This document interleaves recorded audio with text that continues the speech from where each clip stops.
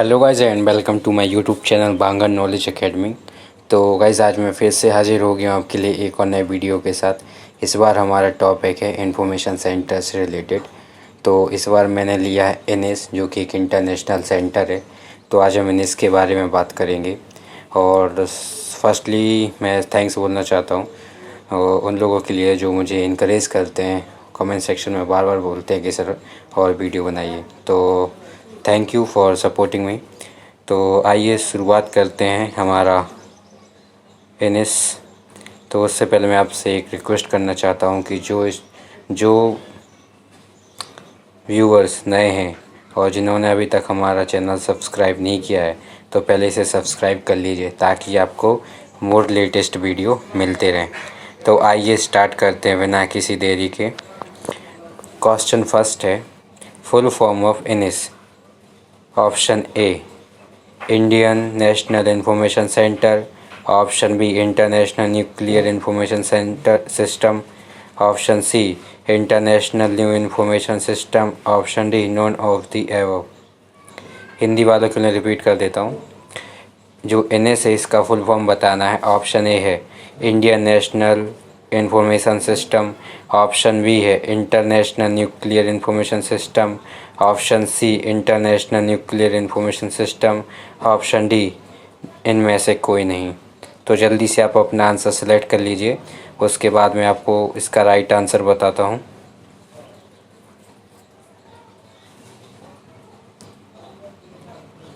बहुत easy question है, जल्दी से कमेंट करके बताइए इसका राइट आंसर क्या है। आई होप कि आपने अपना आंसर सेलेक्ट कर लिया होगा। इतना टफ क्वेश्चन नहीं था, सभी का सही होगा। तो इसका जो राइट आंसर है वो है option B, international nuclear information system. इसके बाद हमारा question number second, NS started functioning in the which year. Option A 1978, option B 1975, option C 1954, option D 1970। Very easy question है गाइस, काफ़ी टाइम एग्ज़ाम में पूछा गया है कि इसमें अगर मैं हिंदी में इसको एक्सप्लेन कर देता हूँ। एनएस ने जो अपनी फंक्शनिंग है स्टार्ट कब की थी, कौन सा ईयर था वो। ऑप्शन ए है 1978, option B 1975, option C 1954, option D 1970। जल्दी से अपना आंसर सेलेक्ट कर लीजिए, उसके बाद मैं आपको अपना राइट आंसर बताता हूँ।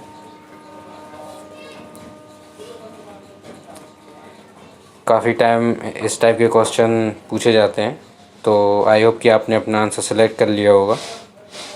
जल्दी से इसका आंसर सेलेक्ट कर लीजिए। बहुत इजी क्वेश्चन है, इसमें ये पूछा है कि जो एनएस है इसने अपने फंक्शनिंग स्टार्ट की थी कौन से ईयर से की थी, है ना।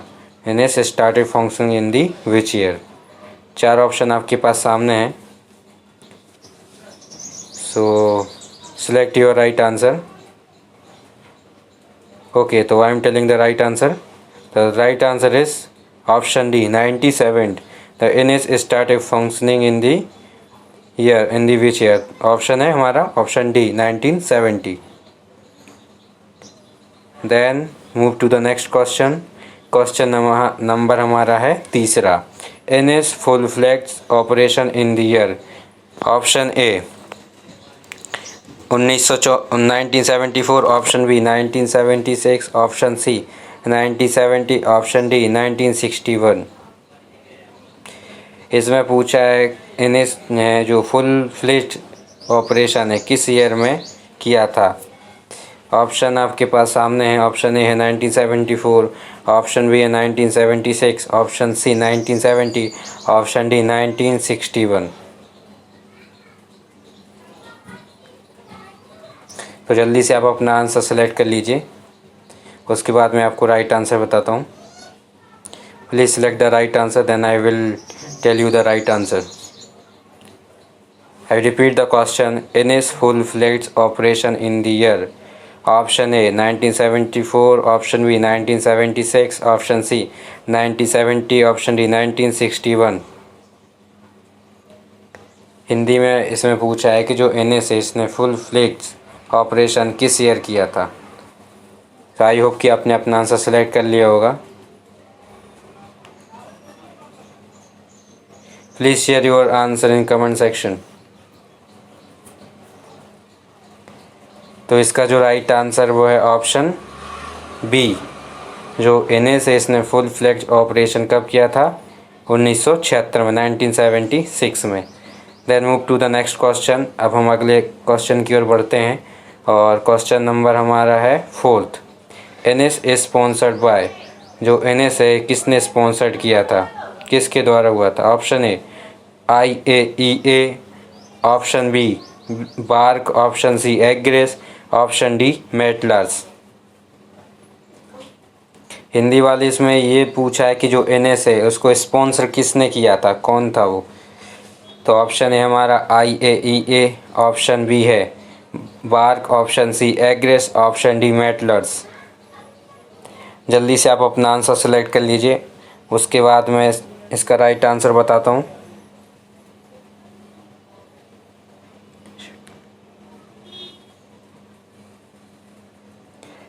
Please select the right answer, then I will tell you the right answer. तो इसका जो राइट आंसर है वह ऑप्शन ए IAEA। तो इसका ये इसको स्पॉन्सर्ड कौन करता है? IAEA। और आपको ये बताना है कि जो IAE है इसका फुल फॉर्म क्या है, तो बताइएगा कमेंट सेक्शन में IAEA का फुल फॉर्म क्या है। इसके बाद हम बात करते हैं हमारे क्वेश्चन नंबर 5 की। INIS maintain a, option A reference database, option B bibliographic database, option C citation database, option D none of the above.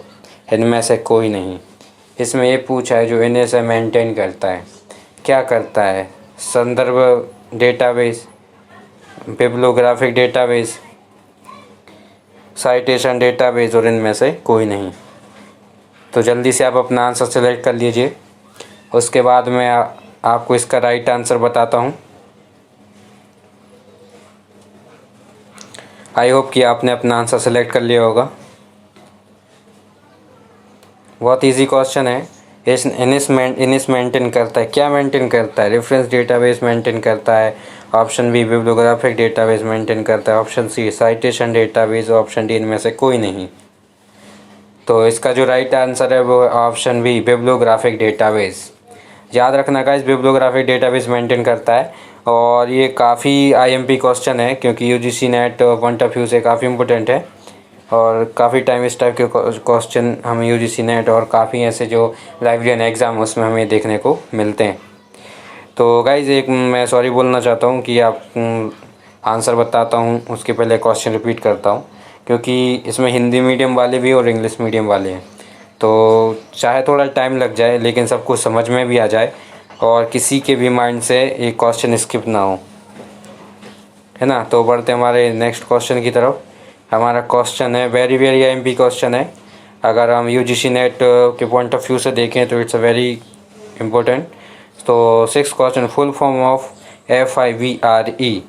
Option A friendly information bureau record exchange, option B first information for bibliographic record exchange, option C friendly inputting of bibliographic record, option D none of the above. इनमें हिंदी वालों को बताऊं, इसमें FIVRE है जो इसका full form पूछा है। तो इसके फुल फॉर्म में पहला है friendly information bureau record exchange, option B है first information for bibliographic record exchange, और इसमें ऑप्शन सी है friendly inputting of bibliographic record, और ऑप्शन डी है नॉन ऑफ द एबव। इनमें से कोई नहीं। तो जल्दी से आप अपना आंसर सेलेक्ट कर लीजिए। काफ़ी IMP क्वेश्चन है, थोड़ा ध्यान से देखना है, क्योंकि अभी तक इससे क्वेश्चन नहीं बना है और क्वेश्चन बन सकता है। खाली इसमें फुल फॉर्म पूछा है FIVRE की। तो जल्दी से अपना आंसर सेलेक्ट कर लीजिए। आई होप कि आपने अपना आंसर सेलेक्ट कर लिया होगा। तो इसका जो राइट आंसर है वो है option C friendly inputting of bibliographic record. याद रखना, option C friendly inputting of bibliographic record, option C is the right answer. Then move to the next question. Question number 7. All the inputting center send data through the option A NS management, option B NS operation data management system, option C FIVRE, option D NS resource archive। Hindi वालों को बताऊं, अगर इसमें ये पूछा है कि जितने भी इनपुटिंग सेंटर हैं अपना जो डेटा है वो किस माध्यम से भेजते हैं, है ना। तो NS मैनेजमेंट सिस्टम के थ्रू भेजते हैं या NS operation data management system, या ऑप्शन सी है FIVRE, ऑप्शन डी है NS रिसोर्स आर्काइव। आई होप कि ये वाला आंसर सभी का सही होगा, तो जल्दी से आप अपना आंसर सेलेक्ट कर लीजिए। आई होप कि आपने अपना आंसर सेलेक्ट कर लिया होगा। इसमें ये पूछा था कि जितने भी इनपुटिंग सेंटर हैं वो अपना डेटा सेंड करते हैं किसके थ्रू। ऑप्शन आपके पास 4 हैं। Option A NS management, option B NS operation data management system, option C FIVRE, option D NS resource archive. Very IMP question guys. तो इसका जो राइट आंसर है वो है ऑप्शन सी FIVRE। जितने भी सेंटर हैं वो भी अपना जो डेटा है वो किसके थ्रू भेजते हैं, FIVRE के थ्रू, है ना। इसके बाद हम बात करते हैं हमारे क्वेश्चन नंबर 8 की। Very IMP question. NS use which type of exchange format. Option A ISO 2709, option B ISO 8181, option C ISO 4336, option D ISO 28370। Hindi वालों के लिए रिपीट कर देता हूँ। जो NS है इसने एक्सचेंज करने के लिए कौन सा फॉर्मेट यूज़ किया है ना। तो ऑप्शन ए है आपके सामने ISO 2709, ऑप्शन बी है ISO 8181, ऑप्शन सी है ISO 4336, ऑप्शन डी ISO 28370। जल्दी से आप अपना आंसर सेलेक्ट कर लीजिए, उसके बाद मैं आपको इसका राइट आंसर बताता हूँ। आई होप कि आपने अपना आंसर सेलेक्ट कर लिया होगा। Please select the right answer, then I will tell you the right answer.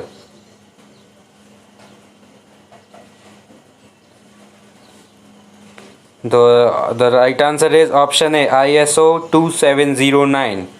जो इसका जो NS है, इसका जो एक्सचेंज फॉर्मेट है वो कौन सा, ISO 2709। इसके बाद हम बात करते हैं हमारे क्वेश्चन नंबर 9 की। NS reference series started in the which year. Very IMP question.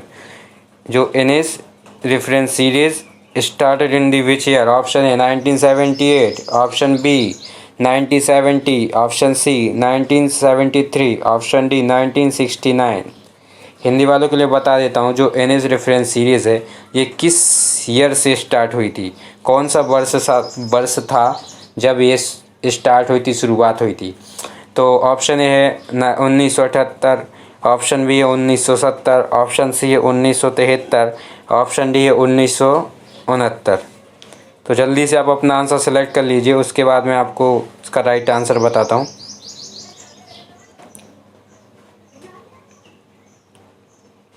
I hope कि आपने अपना आंसर सेलेक्ट कर लिया होगा।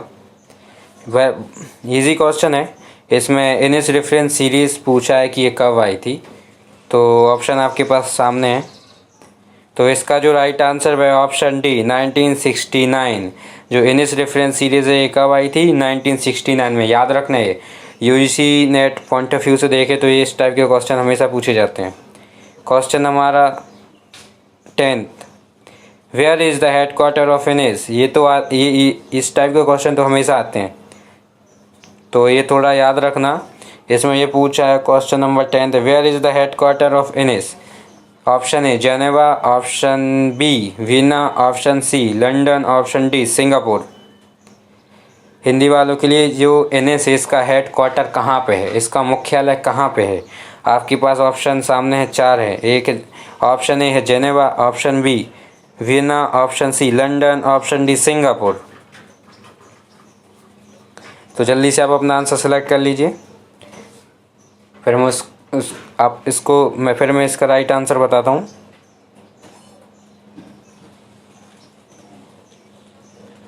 आई होप कि आपने अपना आंसर सेलेक्ट कर लिया होगा। काफ़ी इजी क्वेश्चन था, लेकिन कभी कभी बच्चे एग्ज़ाम में गलती कर देते हैं। तो ऑप्शन ए था जेनेवा, ऑप्शन बी था वियना, ऑप्शन सी था लंदन, ऑप्शन डी था सिंगापुर। तो इसका जो राइट आंसर है वो क्या है? Option B, Vienna Austria. जो एनएस है इसका हेडक्वार्टर कहाँ पे? वियना ऑस्ट्रिया में, है ना। इसके बाद हम बात करते हैं हमारे नेक्स्ट क्वेश्चन की। क्वेश्चन नंबर हमारा 11, how many international organisation members collaborated with INIS?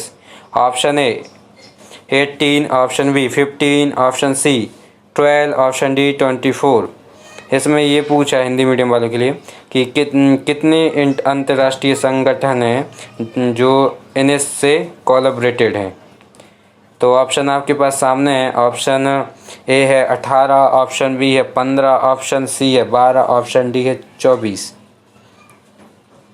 तो जल्दी से आप अपना आंसर सेलेक्ट कर लीजिए, उसके बाद मैं आपको इसका राइट आंसर बताता हूँ। आई होप कि आपने अपना आंसर सेलेक्ट कर लिया होगा। तो इसका जो राइट आंसर है वो है ऑप्शन डी 24, ऑप्शन डी 24। तो कितनी इंटरनेशनल ऑर्गेनाइजेशन मेंबर हैं जो एनएस के साथ हैं? तो 24, याद रखना 24 members. Then move to the next question. Question number हमारा 12, how many members state collaborated with INS? Option A 127, option B 176, option C 130, option D 124। इसमें ये पूछा है कि कितने मेंबर स्टेट हैं जो एनएस के साथ कोलैबोरेट हैं। ऑप्शन ए आपके पास सामने है 127, ऑप्शन बी है 176, ऑप्शन सी 130, ऑप्शन डी 124। तो जल्दी से इसका राइट आंसर बताइए। आई होप कि आपने अपना राइट आंसर सेलेक्ट कर लिया होगा। तो इसका जो राइट आंसर है, जल्दी से बताइए क्या इसका राइट आंसर। तो इसका जो राइट आंसर है वो ऑप्शन ए 127। जो 127 मेंबर स्टेट हैं जो एनएस के साथ कोलैबोरेट हैं। इसके बाद हम बात करते हैं हमारे क्वेश्चन नंबर 13 की। क्वेश्चन नंबर हमारा 13, NS thesaurus online advisory forum established in the year option A 2011, option B 2016, option C 2021, option D 2008। इसमें ये पूछा है कि जो एनएस थेसॉरस है ये ऑनलाइन एडवाइजरी फोरम ये कब इस्टेब्लिश हुआ था, कब ये स्थापित हुआ था। तो आपके पास 4 ऑप्शन है। ऑप्शन ए है 2011, ऑप्शन बी है 2016, option C 2021, option D 2008। Select your right answer guys. I hope कि आपने अपना आंसर सेलेक्ट कर लिया होगा।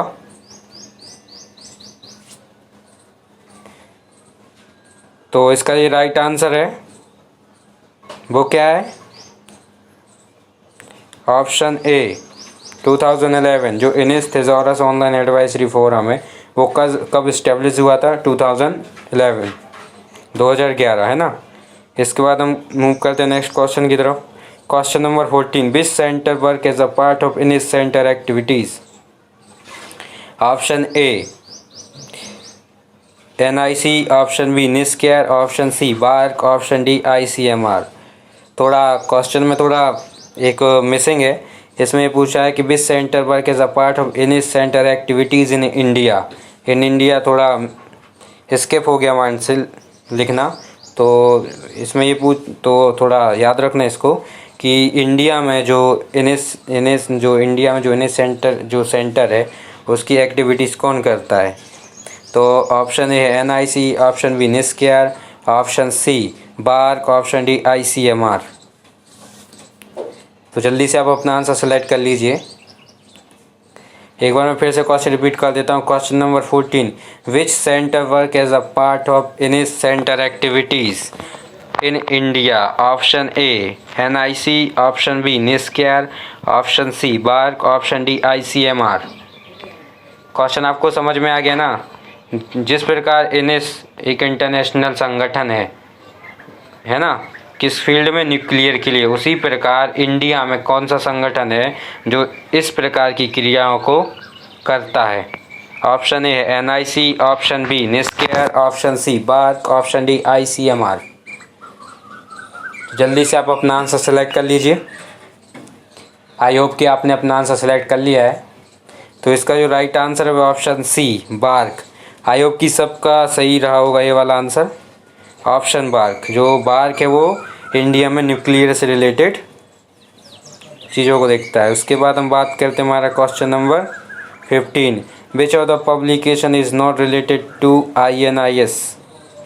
Option A, world book and copyright 2021, handbook for medical physics top IAES। Option B, IAEA data animation in scientific database evolution prove power of global cooperation. Option C, both A and B. Option D, none of the above. इनमें से कोई नहीं। इसमें ये पूछा है question number 15 में, इनमें से कौन सा पब्लिकेशन इनेस का नहीं है। 4 ऑप्शन आपके पास सामने हैं।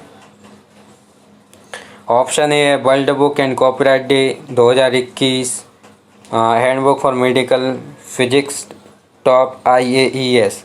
Option B, IAEA data animation इनेस scientific database evolution prove power of global cooperation. Option C, both A and B. Option D, इनमें से कोई नहीं। जल्दी से आप अपना आंसर सेलेक्ट कर लीजिए, उसके बाद मैं राइट आंसर बताता हूँ।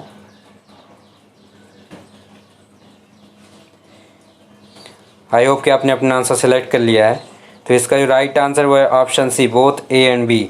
ये दोनों है ना, ये दोनों पब्लिकेशन। और याद रखना ये लेटेस्ट है, मैंने ऑफिशियल वेबसाइट से निकाला है। तो जैसा कि आपको पता है कि मेरे वीडियो में जब इस्टेब्लिश हुआ और अभी जो प्रेजेंट है, तो मैं हर चीज़ों को कवर करने की कोशिश करता हूँ ताकि कोई भी चीज़ आपसे स्किप ना हो। अगर फिर भी हो जाती है तो उसके लिए हम रियली सॉरी, और ट्राई करूँगा कि और सर्च करूँ। ये हमारे हो गए 15 क्वेश्चन। इसके बाद आइए हम थोड़ा डिस्क्रिप्शन पढ़ते हैं कि जो INI से INI international nuclear information system है ना, ये किस टाइप का है, इंटरनेशनल है ना, नेशनल नहीं है। इस टाइप से भी क्वेश्चन पूछ सकते हैं कि जो INIS है ये कौन सा, किस टाइप का ऑर्गेनाइजेशन है, नेशनल है, इंटरनेशनल है, रीजनल है ना। तो हमें याद रखना है किस टाइप का है, इंटरनेशनल है ना, इंटरनेशनल। और इंटरनेशनल इसका हेडक्वार्टर कहाँ पे था, वियना है ना।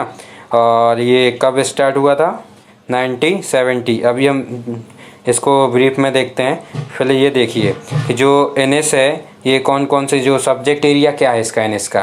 तो chief subject areas are nuclear reactors, reactor safety, nuclear fusion, application of radiation, radioisotopes in medicine, agriculture, industry and pest control. Besides the above, some related field are nuclear chemistry, nuclear physics and material science. I hope कि आपको समझ में आ गए होंगे। इसमें ज़्यादा explain करने की ज़रूरत नहीं है, ये खाली फील्ड बताई गई है इसमें कि कौन कौन सी फील्ड है जिसमें ये वो INS काम करता है। और इसके बाद है, हम आइए बात करते हैं NS maintain a bibliographic database which presently cover over 2.5 million abstract and index record. ये जो NS है मेंटेन क्या करता है, बिब्लियोग्राफिक डेटाबेस। इसमें कितने 2.5 मिलियंस हैं, इसमें एब्स्ट्रैक्ट हैं, इंडेक्स रिकॉर्ड हैं, है ना। तो ये हैं। और collection of 6 lakh of full text of INS scope publication. इसमें क्या है, NS के पब्लिकेशन कितने 6 लाख हैं। Which are not easily available through the commercial channel. इनको ये क्या है ना, जो कमर्शियल चैनल है ये ईजिली हमें अवेलेबल नहीं होते हैं। लेकिन अभी अगर आप ऑफिशियल वेबसाइट को विज़िट करोगे तो ये करेंटली ओपन कर दिया है, फ्री कर दिया है सभी के लिए।